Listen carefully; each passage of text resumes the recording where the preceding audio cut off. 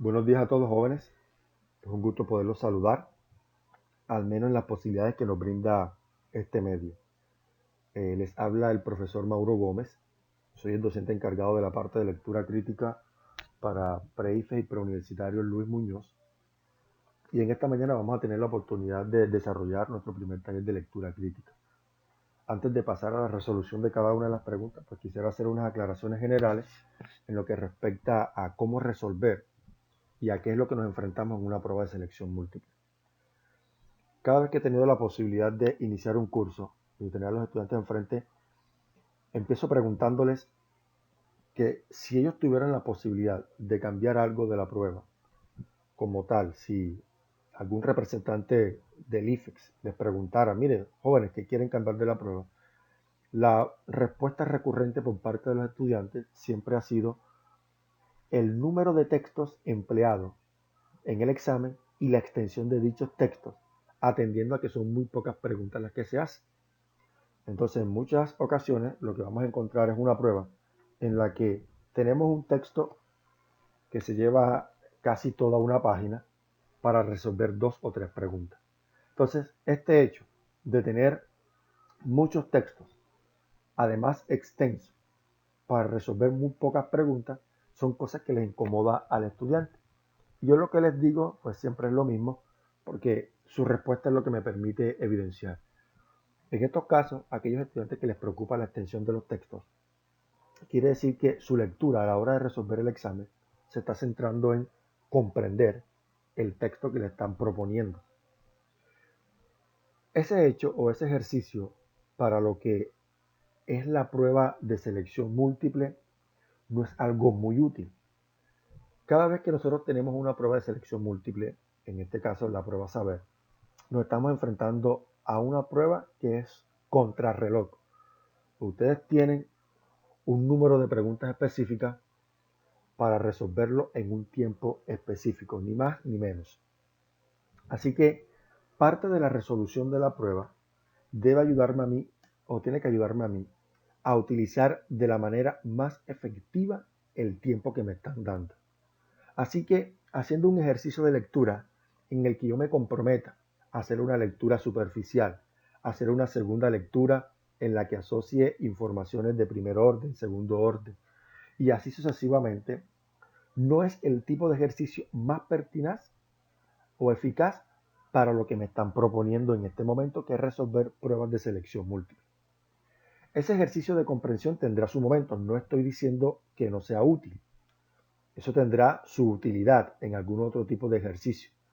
Además, jóvenes, cuando nos enfrentamos a una prueba de selección múltiple, no estamos ante la posibilidad inclusive de discutir respuestas. Lo que usted marcó se le evaluará, sea bueno o sea malo. No hay una instancia que me permita a mí discutir con la persona que estructuró el examen y poderle refutar alguna respuesta. Eso a lo mejor lo podamos hacer en los salones de clase con los diferentes docentes, pero entiendan, los docentes que les están socializando la prueba no somos los docentes que estructuramos el examen.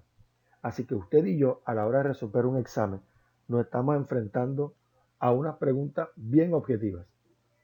Una persona leyó el texto, tuvo una comprensión o una interpretación de dicho texto y a partir de su interpretación estructuró unas preguntas. Preguntas que ya tienen unas respuestas predeterminadas. En este caso, lo que usted y yo tenemos que enfrentar es poder dar con aquellas opciones que dicha persona que estructuró el examen ya determinó son las respuestas. Y a la hora de marcar no tenemos discusión posible. Podemos acercarnos siempre que se nos permita en tener una explicación de por qué es la respuesta, pero en el caso de lectura crítica, pues siempre quedará en una que otras opciones a discutir. Pero ante el IFEX no tenemos esa posibilidad. Así que teniendo este hecho, lo que yo siempre les he propuesto a los estudiantes, como tenemos que aprovechar bien el tiempo, es que nos ahorremos la primera lectura. ¿Para qué hacer una primera lectura y después ir a las preguntas? Si en el momento en el que vayamos a las preguntas vamos a tener que regresar al texto. Así que si voy a tener que regresar al texto, quiere decir que voy a tener que leer el texto dos veces. Así que me ahorro la primera lectura, voy a mis preguntas y a partir de lo que la pregunta me demande, voy o no al texto. Aclaro esto. En algunos casos, solo leyendo el enunciado y leyendo las opciones de respuesta, podremos dar con la clave de dicha pregunta. En algunos otros casos encontraremos preguntas en las que, claro, tendremos que ir al texto, pero ahora leeremos de manera puntual lo que la pregunta nos demanda. Por eso hablamos de lectura efectiva. ¿Por qué? Porque vamos a hacer una lectura del texto efectiva para ubicar información efectiva de la que necesitamos para responder la pregunta. Porque si usted tiene un texto que se lleva casi toda una página y le hacen 2 o 3 preguntas de dicho texto, es muy probable que usted haya leído partes del texto que no necesitó o no tuvo que utilizar para responder las preguntas. Entonces, ¿qué es lo que le proponemos con el hecho de que usted vaya de las preguntas al texto? Pues que usted lea la parte del texto específica que se necesita para responder dicha pregunta. No siendo más, pasamos a nuestro primer texto, la tarea de resolver 5 preguntas. Una de las cosas que yo les digo a los estudiantes, y es algo que se puede resolver de una manera muy práctica, es que traten siempre de identificar qué tipo de texto es el que nos están ofreciendo para responder las preguntas. En este caso, en el texto Voodoo, nos encontramos ante un texto literario. ¿Cómo podemos identificar de manera precisa y de manera rápida que es un texto literario? En la primera línea del texto dice la esposa del señor Decker acababa, y esa conjugación verbal es muy recurrente a utilizarse en los textos literarios. Entonces, dependiendo de las conjugaciones verbales, nosotros podemos identificar qué tipo de texto es el que tenemos. Entonces, en los textos literarios es muy recurrente el uso del pretérito imperfecto. En los textos argumentativos es muy recurrente la utilización de verbos conjugados en primera persona o algunos demostrativos en primera persona. Y en los textos expositivos podemos encontrar verbos conjugados en tercera persona. Entonces, cada uno de estos aspectos se debe a que los textos literarios son de carácter subjetivo, narran una historia. Entonces, ese tipo de verbo es el más adecuado para dicho propósito.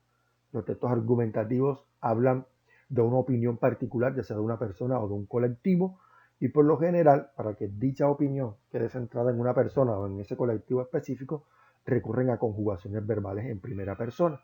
Y los textos expositivos, como su carácter objetivo, hablan de una información que debe entenderse de manera universal, de manera objetiva, pues conjugan los verbos en tercera persona, de manera que quien escribe no toma parte en la información que nos está brindando. Entonces, esos son algunos elementos que uno puede tener en cuenta para identificar el tipo de texto. El otro, también muy práctico y sencillo, pues es atender al pie de texto. Ese pie de texto que nos dice de quién escribió el texto, dónde se escribió el título. En muchas ocasiones podemos también encontrar qué tipo de texto es al que nos enfrentamos. Así que en este primer caso tenemos un texto literario. En estos tipos de texto, ¿por qué siempre les digo a los estudiantes que precisen el tipo de texto? Porque dependiendo del tipo de texto, así van a ser las preguntas. Cada vez que tenemos una prueba de lectura crítica, cuando tenemos un texto literario, ya los tipos de textos literarios tienen un tipo de pregunta recurrente que es la que nos vienen haciendo.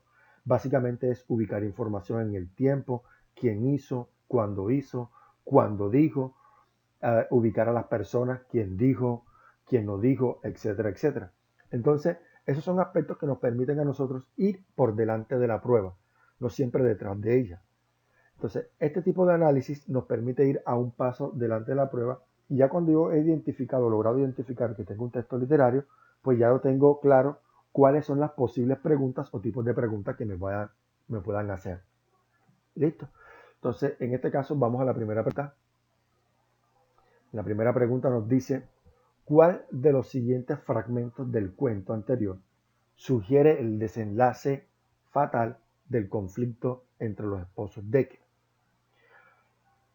Lo que nos ofrece esta pregunta en sus opciones son 4 fragmentos del texto completo y uno de estos fragmentos nos da el indicio de cómo o cuál es el final del texto. ¿Qué es lo que podemos hacer en este caso? como nos están hablando del desenlace del texto, la lectura que deberíamos hacer debería ser al final del texto. Es decir, ¿cuál de estas preguntas nos hablan acerca de el desenlace? ¿Cuál de estos fragmentos nos hablan acerca del posible desenlace del texto? En el texto se nos ofrecen las siguientes posibilidades. Una señora que parece ser ha aprendido a manejar el vudú, algunas prácticas que ofrece el vudú, y quiere ponerlo en práctica con su esposo, el cual no cree en nada de lo que ella dice. Así que ella lo que le propone pues, es hacer una prueba, un ensayo, y el hombre le han pedido que le dé uno de sus cabellos o que le dé parte de sus uñas. El hombre, que en sentido práctico, dice el texto, pues para no correr riesgo, toma un cabello del cepillo de la esposa y lo ofrece para que la señora, el muñeco que ha venido desarrollando, que ha venido enlazando, pues haga su práctica de vudú. En este caso, la opción que guarda relación con el fatal desenlace es la opción B. Una muerte realizada por medio del vudú no puede distinguirse de una muerte causada por un ataque al corazón. ¿Vale? Pasamos a la segunda pregunta. Nos piden, ¿cómo terminan los eventos narrados en el texto anterior? Leemos las opciones. Tenga claro esto, joven. ¿Cómo saber si ir al texto? Pues yo leo el enunciado, leo las opciones de respuesta y así determino si debo ir o no debo ir al texto. La segunda pregunta, la repito nuevamente. ¿Cómo terminan los eventos narrados en el texto anterior? A. Con la total limpieza del cepillo para el cabello de la señora Decker. B. Con la refutación de las creencias mágicas de la señora Decker. C. Con la satisfacción de las pretensiones de la señora Decker. Y D. Con la muerte por paro cardíaco de la señora Decker.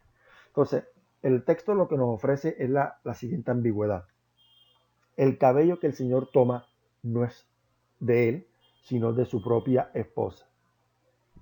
Lo que la señora sabía acerca del vudú funcionó, pero el gozo del Señor es dar cuenta que si bien funcionó, no funcionó en él, sino que funcionó en su esposa, quien es la que muere. Por ende, la pregunta 2 apunta a la resolución de dicha ambigüedad, a poder precisar quién es el que muere, si el esposo o la esposa.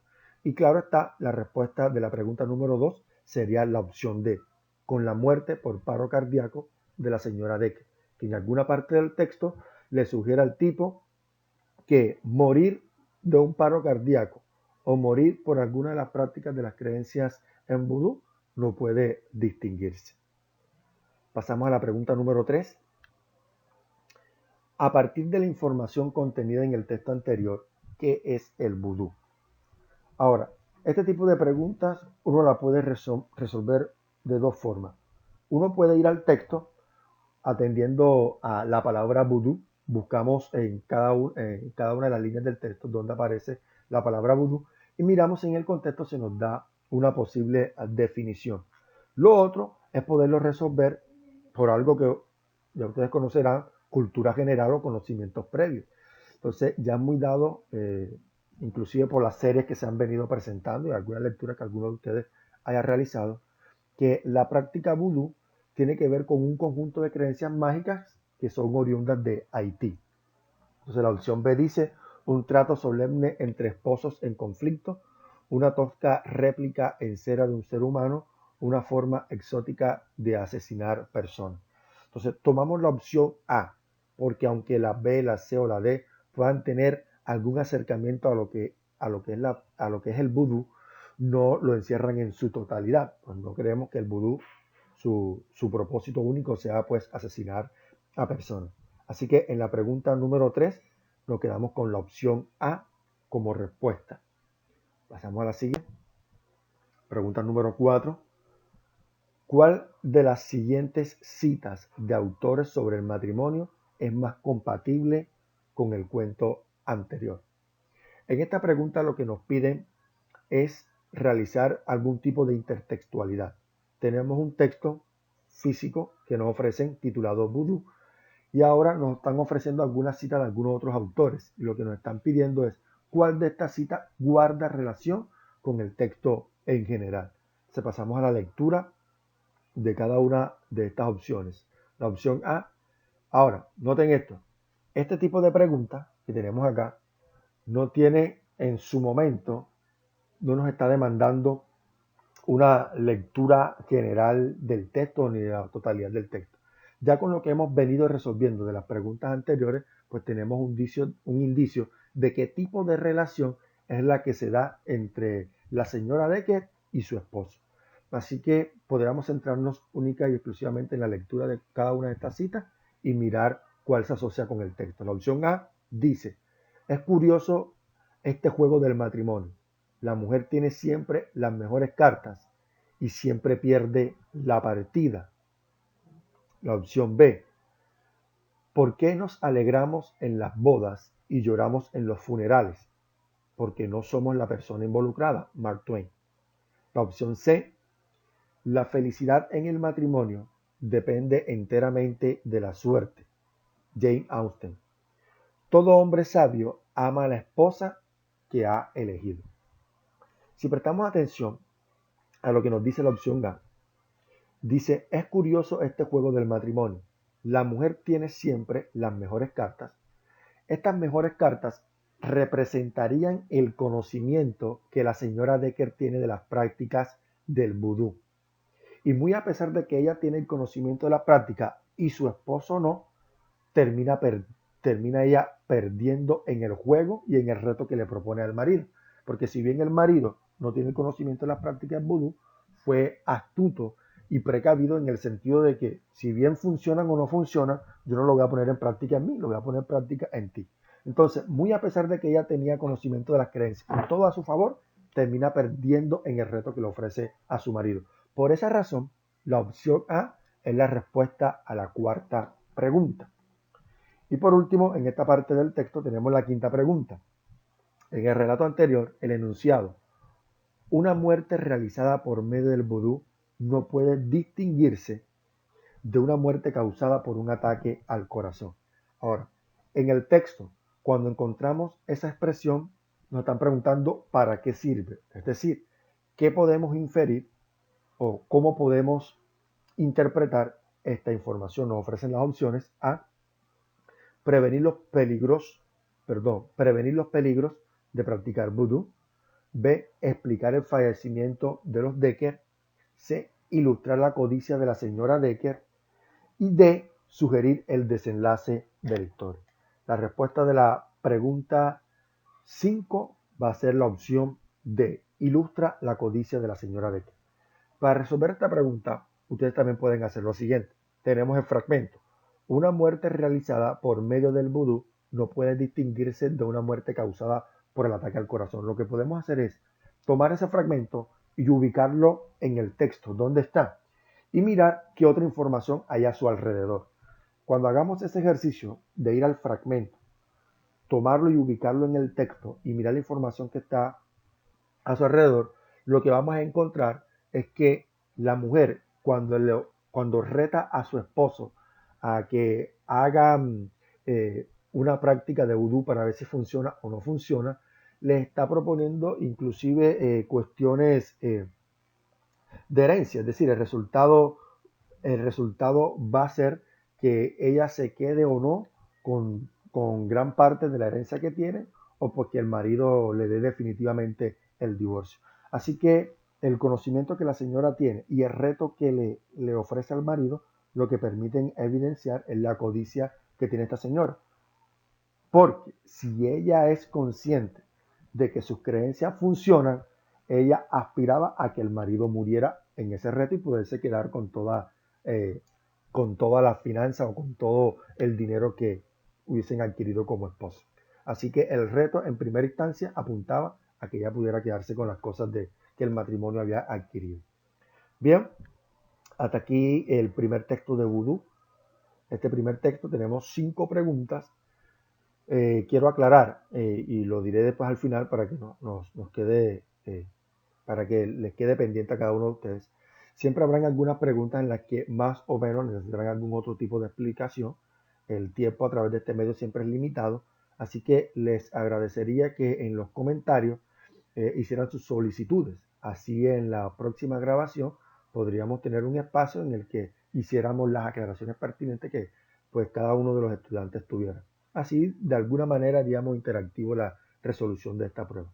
Así que tengan en cuenta, aquí tenemos las 5 eh, respuestas primarias de este primer texto. Las recuerdo, en la primera pregunta la respuesta va a ser la opción B, en la segunda pregunta la respuesta es la D, en la tercera pregunta la respuesta es la A, en la cuarta pregunta la respuesta es la A nuevamente y en la quinta pregunta la respuesta es la C.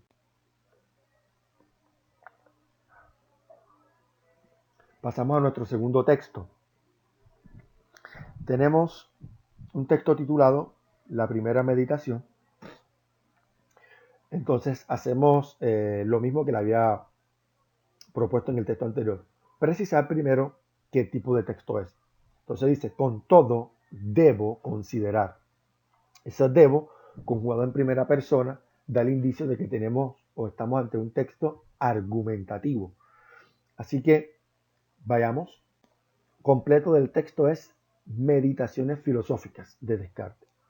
En alguna de esas partes de sus capítulos, el texto está titulado Primera meditación. Ahora nos están pidiendo el análisis. ¿Por qué creemos que este texto se llama Primera meditación? Antes de ir al texto, pues leemos hacemos lo que hemos venido haciendo. Leemos cada una de las opciones de respuesta. A es la primera vez que Descartes reflexiona acerca del sueño y la vigilia.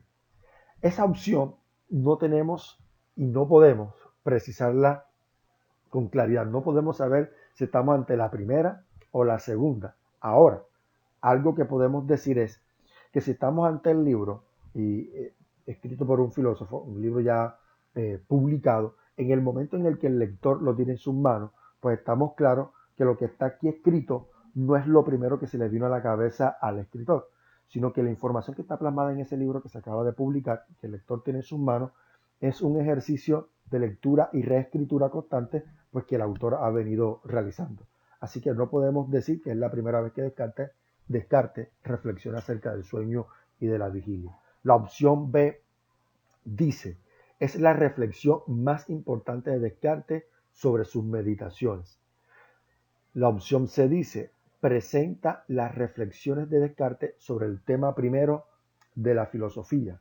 Y la opción D, Descartes presenta una primera reflexión acerca de la certeza de algunas creencias. Entonces, la opción B nos habla de que es la reflexión más importante. Primera meditación, es decir, en ese solo subtítulo no podemos hablar de que en realidad el autor considere que es la más importante. Habla de varias meditaciones y no está tomando que el orden en el que aparezca, la primera sea la más importante, que la segunda sea la más importante. En ninguna medida podemos hacer esa precisión. La opción C dice, presenta las reflexiones de Descartes sobre el tema primero de la filosofía y si no estoy mal, el tema primero de la filosofía es el arjeo, el origen de las cosas, así que no podríamos decir que el tema primero de la filosofía es saber precisar cuándo estamos durmiendo o cuándo estamos despiertos. Así que nos podríamos quedar con la respuesta de la opción D. Descartes presenta una primera reflexión acerca de la certeza de algunas creencias. Es muy probable que lo que procure en su libro es descartar la certeza que tenemos de algunas cosas de conocimiento cotidiano. Así que muchos creerán en algún momento que es muy fácil saber cuándo se está despierto y cuándo se está dormido. Pero en realidad el autor nos propone que las dos situaciones no es muy fácil poderla precisar. Así que de la pregunta número 8, la respuesta es la D. Pasamos a la siguiente pregunta. Número 9. ¿Cuál es el propósito principal de Descartes en este texto? El propósito del autor o el propósito del texto siempre está determinado por el tipo de texto. Así que si tenemos un tipo de texto argumentativo, hay una serie de verbos en infinitivo, es decir, verbos no conjugados, que sirven para describir el propósito de cada uno de los tipos de texto. Así, si tenemos un texto literario, podríamos decir que de alguna manera el propósito de los textos literarios es narrar, podríamos decir que el propósito de los textos argumentativos es argumentar, y habrán algunos otros verbos afines. Entonces, los textos literarios tendrán un conjunto de verbos en infinitivo que son los que se utilizan para hablar acerca de su propósito. Los textos argumentativos tienen un conjunto de verbos en infinitivo para expresar su propósito, y así sucesivamente los diferentes tipos de texto. Entonces, por lo general, la respuesta a estas preguntas en lo que es una prueba de selección múltiple, por lo general están estructuradas de la siguiente manera: un verbo en infinitivo y la razón de por qué se dice.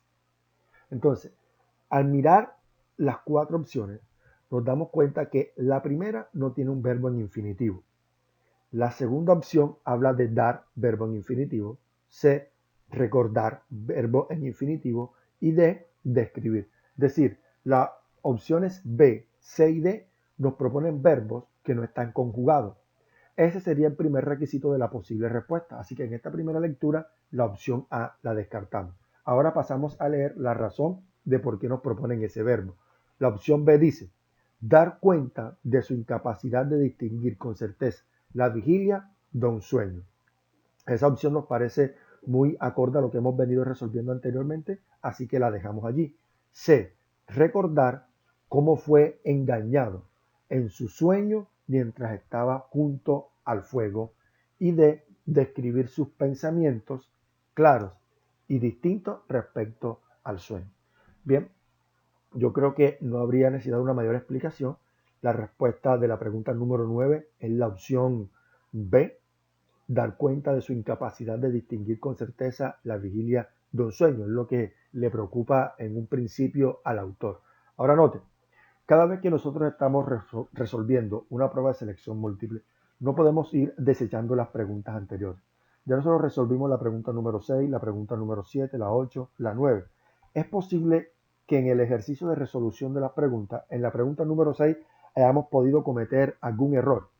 Pero cuando llegamos a la pregunta número 7, o de pronto en la pregunta número 8, o quizás en la pregunta número 9, tengamos la posibilidad de devolvernos y corregir pues el error que habíamos cometido en la respuesta anterior. Así que cada vez que estamos resolviendo una prueba de selección múltiple, tenemos que ser muy capaces de ir reteniendo información de lo que hemos marcado en las preguntas anteriores y en lo que se nos está preguntando a continuación. Eso es un aspecto fundamental para poder tener éxito en la resolución de esta prueba. Bien, pasemos al siguiente texto. Rolls Royce. Entonces dice así: la primera vez que posé mis ojos en Terry Lennox, este estaba borracho, en un Rolls Royce Silver, frente a la terraza de Dancer. El encargado de la playa de estacionamiento había sacado el auto y seguía manteniendo la puerta abierta porque el pie izquierdo de Terry Lennox colgaba fuera como si se hubiera olvidado que lo tenía. El rostro de Terry Lennox era juvenil, pero su cabello blanco como la nieve. Por sus ojos se podía ver que le había hecho cirugía estética hasta la nariz de los cabellos. Pero por lo demás se parecía a cualquier joven simpático en traje de etiqueta que ha gastado demasiado dinero en uno de esos establecimientos que solo existe con ese fin y para ningún otro. Junto a él había una muchacha. El tono rojo profundo de su cabello era encantador. Asomaba a sus labios una lejana sonrisa y sobre los hombros llevaba un bisón azul que casi lograba que el Rolls Royce pareciera un auto cualquiera, pero no lo conseguía enteramente. Nada hay que pueda lograrlo. Entonces, teníamos las dos posibilidades. Hice una lectura general para tener la panorámica general del texto. Entonces, en el texto podíamos encontrar la aparición en dos ocasiones o en dos líneas de la palabra Rolls Royce, en la primera línea y en el segundo. Cuando leemos la aparición del Rolls Royce por segunda vez, donde dicen que la apariencia de la mujer y su indumentaria casi que lograba que el Rolls Royce pareciera un auto cualquiera, habla de que para el narrador el Rolls Royce no es un carro cualquiera. Además, muy al final dice que nada hay que pueda lograr que un Rolls Royce parezca un carro cualquiera. Entonces, teniendo esa lectura, pues pasamos nuevamente a la pregunta número 10. Dice, para el narrador, el Rolls Royce representa A, poder y sobriedad, B, elegancia y ostentación, C, riqueza y conocimiento, D, holgazanería y arrogancia. Así que podríamos descartar la opción D, la holgazanería y arrogancia, convertirían al Rolls Royce en un auto cualquiera. La C, aunque dice riqueza, no necesariamente tiene que hablar de conocimiento. La B, que es muy con la que nos podríamos quedar como respuesta, habla de elegancia y ostentación. Es un auto elegante y no todo el mundo tiene pues el dinero para tenerlo. Así que una persona que tenga un Rolls Royce, podemos hablar de elegancia y de ostentación para poderlo tener. Y la A habla de poder y sobriedad. La palabra sobriedad la descartaría, pues ser dueño de un Rolls Royce no es ser en realidad algo muy sobrio, sino es gana de poder ser ostentoso en lo que se tiene. Así que de la pregunta número 10, la respuesta es la opción B. La número 11. ¿Qué hacía ¿Qué hacía Terry Lennox en la playa de estacionamiento? A. Discutía con el encargado del establecimiento. B. Intentaba seducir a la chica del cabello rojo. C. Se vanagloriaba de su compañera y de su dinero. D. Salía de un establecimiento después de una noche de fiesta. En este caso, después de que ya hicimos una lectura del texto, pues nos damos cuenta que la respuesta de la pregunta 11 es la opción D. Salía de un establecimiento después de una noche de fiesta donde había gastado pues gran cantidad de dinero. Pasamos al siguiente texto.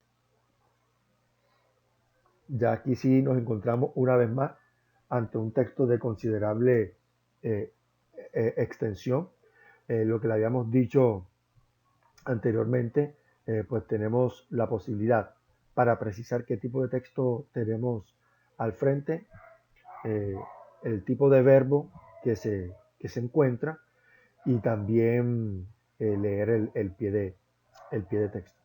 Pues aquí, haciendo una lectura visual línea por línea, nos encontramos que en la quinta línea dice, a mitad dice, en una semana el frente en Francia, detrás del cual nos habíamos acostumbrado a estar. Entonces encontramos un verbo, habíamos, conjugado en primera persona, así que nos encontramos una vez más ante un texto argumentativo. Ya les había dicho, es un texto de considerable extensión y vamos a responder muy pocas preguntas, así que pasamos directamente pues, a las preguntas que nos están pidiendo. Tenemos el pie de texto, es Churchill, y ya leída pues el pie de texto y la asociación con el verbo en primera persona, pues ya tenemos claro que estamos ante un texto argumentativo. Pasamos a las preguntas. La primera pregunta de este texto, la pregunta número 12. En la primera frase del texto, la palabra ahora se refiere al momento en que. Entonces, vamos al texto, leemos donde dice el contexto en el que está leyendo ahora, que aparece en la primera línea. Leemos las cuatro opciones. Las opciones que nos presentan son las siguientes. El autor empieza a escribir sobre la batalla más despiadada de la historia. Opción B. El otrora poderoso ejército alemán afirma su rendición incondicional ante los aliados. C. Se desata una tormenta inesperada a mediados de la Segunda Guerra Mundial. Y D. Inicia la Segunda Guerra Mundial, 5 años antes de la victoria de los aliados. Acá lo que nos encontramos es lo siguiente. El texto como tal, cuando uno lo lee, una lectura rápida, y lo que leímos para ubicar el tipo de verbo, nos damos cuenta de lo siguiente. Ese ahora no habla del tiempo presente en que el autor está escribiendo.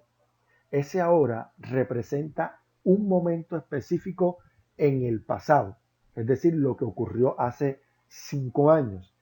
El texto está estructurado de la siguiente manera. En el primer párrafo habla de lo que pasó hace 5 años y en el segundo párrafo se relata cómo se solucionó y cómo esa solución pues se puede convertir en un instrumento para solucionar más adelante posibles enfrentamientos.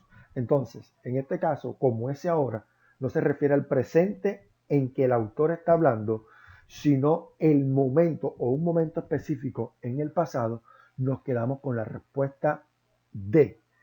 Para la pregunta número 12, la respuesta es la D. Inicia la Segunda Guerra Mundial 5 años antes de la victoria de los aliados. Pasamos a la siguiente pregunta, número 13. La pregunta 13 dice, las dos partes que componen el texto tienen una relación de. Ahora, lo que le propongo a los estudiantes es cómo saber o cómo poder identificar qué tipo de relación hay entre un párrafo y otro párrafo. La relación la determina, en este caso tenemos el primero y el segundo. La relación entre el primero y el segundo la van a determinar los conectores utilizados en el segundo párrafo. Nos pueden preguntar de dos formas o hacer preguntas de dos tipos. Para indagar si tenemos la habilidad en la utilización de los conectores. Nos pueden preguntar la relación entre oraciones de un mismo párrafo. En este caso siempre debemos tener claro es cuál es el conector de la segunda oración. Cuando nos pregunten la relación entre los párrafos, tenemos que tener en cuenta es cuáles son los conectores que aparecen en el segundo párrafo. Y estos conectores son los que nos van a decir el tipo de relación que hay entre los dos párrafos en cuestión. En este caso, la pregunta número 13 tiene como respuesta la D, complementariedad, pues en el segundo párrafo hay un desarrollo de eventos descritos en el primero. Pues en el primer párrafo mencionan alguna serie de hechos, pero en el segundo dan claridad de por qué esos hechos que se mencionaron en el primer párrafo fueron posibles. Así que en realidad el segundo párrafo va a ser un complemento de lo que nos están diciendo en este primer párrafo. Pasamos a la siguiente pregunta. Pregunta número 14. El texto probablemente forma parte de.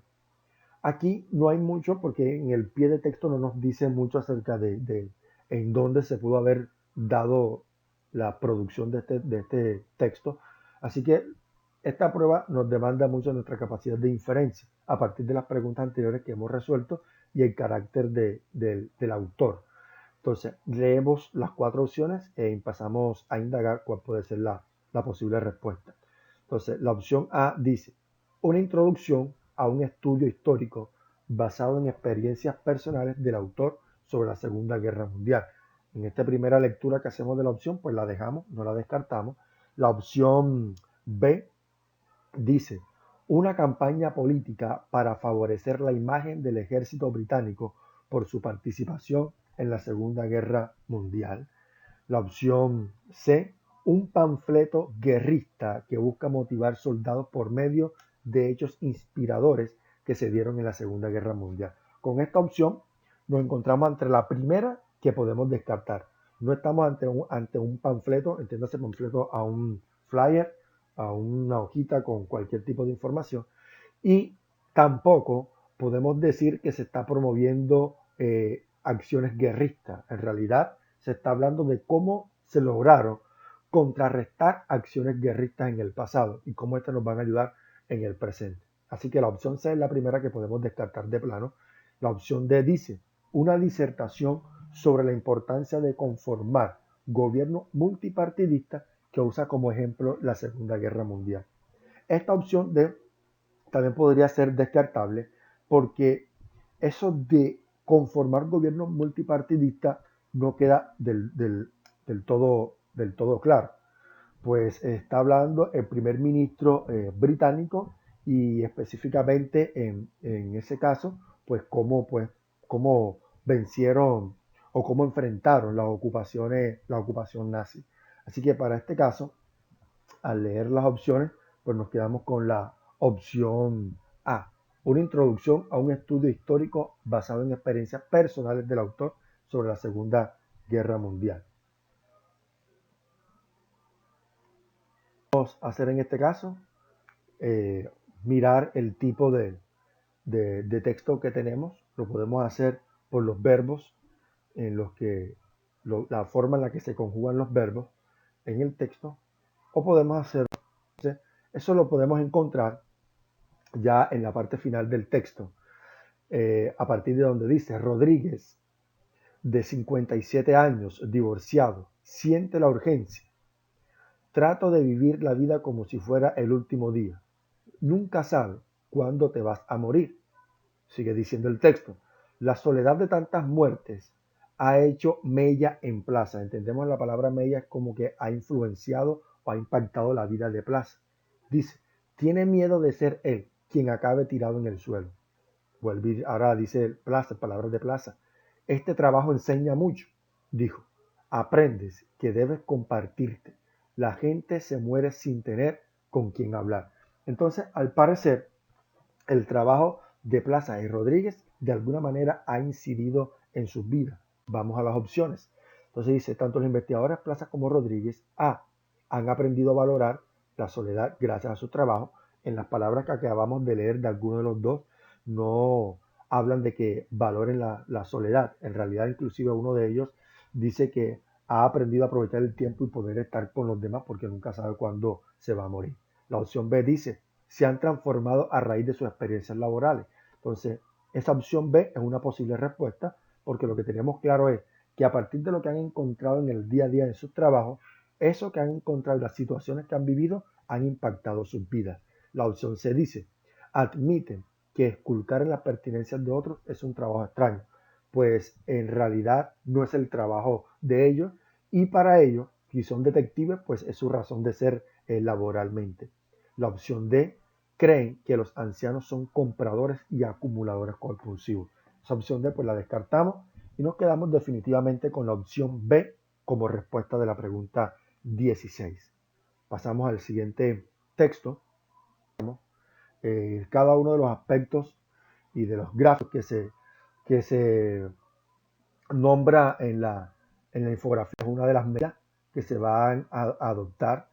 Creo que es la medida número 6. Entonces nos están diciendo cuál es el propósito de fiscalizar los ingresos en las fundaciones que están vinculadas a los diferentes partidos políticos. Así que la opción A dice: la corrupción se combate regulando la vinculación de fundaciones a los partidos. B: la fiscalía debe encargarse de controlar los estados financieros de las fundaciones. C: es necesario monitorear el flujo de dinero en las fundaciones con afiliaciones políticas. Y D: los estados financieros de los partidos políticos deben ser regulados por fundaciones. Entonces, la respuesta a la pregunta 19 va a ser la opción C. Es necesario monitorear el flujo de dinero en las fundaciones con afiliaciones políticas, porque en muchas ocasiones se utilizan para esconder dineros que se han empleado de manera ilegal en todo lo que es el proselitismo político. Entiéndase que todo ejercicio político tiene unos rubros específicos y tiene unos marcos legales acerca de la procedencia de dichos dineros. Así que en muchas ocasiones se toman fundaciones que tienen afiliaciones políticas para ocultar pues, estos dineros. Al leer las otras opciones, dice la opción A, por ejemplo: la corrupción se combate regulando la vinculación de fundaciones a los partidos. No, porque no todas las fundaciones que se vinculan a estos partidos políticos lo están haciendo para ocultar dinero mal obtenido. Así que no podemos quedarnos con la opción A. La opción B: la Fiscalía debe encargarse de controlar los estados financieros de la fundación, no de todas las fundaciones, ¿vale? Sino en este caso, de acuerdo a lo que nos está ofreciendo la infografía, tiene más fuerza el hecho de que sean aquellas fundaciones con afiliaciones políticas. Y la D: los estados financieros de los partidos políticos deben ser regulados por la fundación. Esa la descartamos en primera medida, pues no es el sentido en el que se está hablando de la infografía. No están hablando, no están hablando de las fundaciones como unas instituciones para regular los dineros que ingresan a los partidos. Entonces, jóvenes, pues este fue el análisis de del primer taller de lectura crítica. Vuelvo y les recuerdo lo que les mencioné anteriormente. Cualquier inquietud o cualquier duda o corrección que quieran hacer respecto a alguna de las preguntas realizadas, desarrolladas en esta mañana, pues en sus comentarios pueden hacerlo. Y en el análisis del próximo taller, pues haremos mención de aquellas correcciones. Pues nada, agradecerles por su atención. Espero que este material les sea de utilidad y pronto estaremos con un nuevo taller. Que tengan buen resto de día y que el Señor los guarde. Bendiciones.